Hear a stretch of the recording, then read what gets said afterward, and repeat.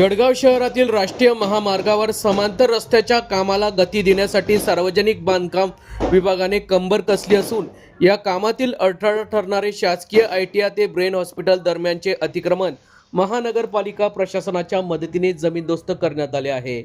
तसेच महामार्गावर लागून मोठ्या प्रमाणात चायनीज पदार्थांच्या गाड्यांचे अतिक्रमण वाढले होते।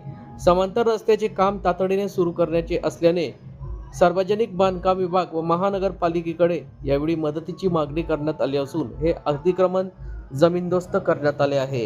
या संदर्भातली माहिती आज दिनांक 10 फेब्रुवारी रोजी दुपारी 3 वाजता माध्यमांना प्राप्त झाली आहे। जळगाव महानगरपालिकेचे आयुक्त ज्ञानेश्वर ढेरे यांच्या मार्गदर्शनाखाली अतिक्रमण अधीक्षक संजय ठाकूर, मुकुंद कोळी, सतीश ठाकरे, साजिद अली, संजू पाटील, अतिक्रमण कर्मचारी भालेराव यांच्यासह पदाधिकाऱ्यांची यावेळी उपस्थिती होती। यावेळी बॅट बनवणाऱ्यांचे देखील अतिक्रमण काढण्यात आले आहे।